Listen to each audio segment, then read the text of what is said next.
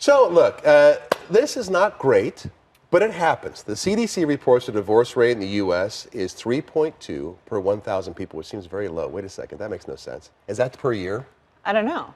Oh, yes. per year. Okay. Per year. Because we've heard about half of marriages end in divorce, right? So this is a reality for a lot of people. And January is the month where people file the most. Yeah, a lot of people wait until after the holidays to call it quits. So what can divorced people expect when they start dating again? Right. Kelly Vogel, she's here. She is the National Director of Kelleher International Matchmaking, here to talk about dating after divorce. Kelly, we are so excited to have you.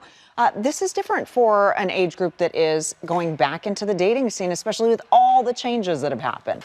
Yeah.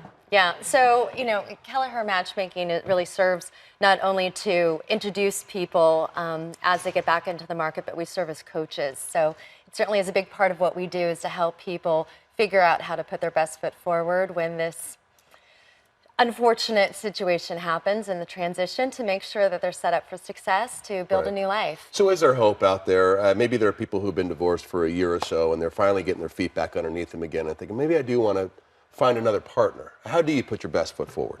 Well, I think it's really important to just make sure that you are in your best, that you are the best version of yourself as you're going back out there, so that you've really taken the time to process through the legacy of your divorce. You've learned from it, and most importantly, you've really defined what it is that you want to do differently this time around.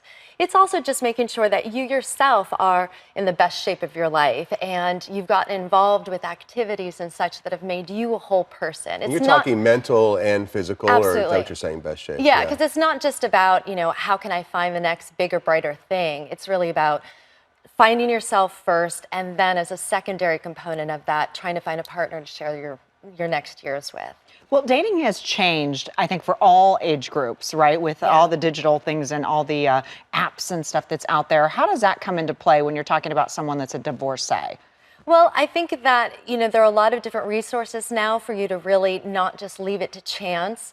I think that back in the day before people got married, originally, it really is you were expecting to be introduced through a friend or meet somebody at a bar. Now, of course, with online dating and matchmakers, you can take a much more efficient and strategic approach to finding somebody where you can really narrow the scope of what you're looking for and zero in on specific characteristics that are going to be right for you. So you can have that option to be much more strategic this time around. And on the other side of things, do you run into people who say a year later will say to you, boy, man, why did I get divorced? I'm not sure that was a great move for me.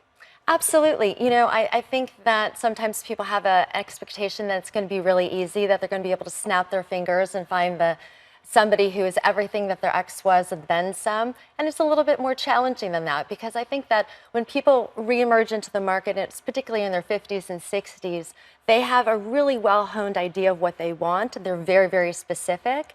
And so I tend to say the challenge that I face oftentimes in the marketplace is that I see really wonderful individuals who bring a lot to the table. They're very hungry to find another relationship, but they're like ships passing in the night because people's expectations are so incredibly high.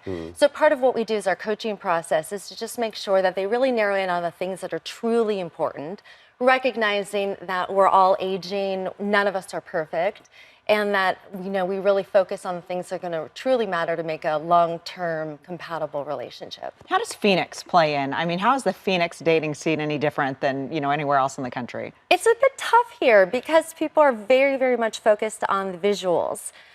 People are in shape, they work out, which is a wonderful thing, but it makes people sometimes a little bit too focused on the external, when really long-term happiness is going to be formed from the internal. That's a neat thing too, because of your service. You guys get to know your clients and the people that are working with you, so you're able to kind of go beneath that already for people. Yeah. That's fantastic. Kelly, good talking with you. Yeah, great Wonderful talking chatting with you. Thanks for having me. Thank you so much. All right.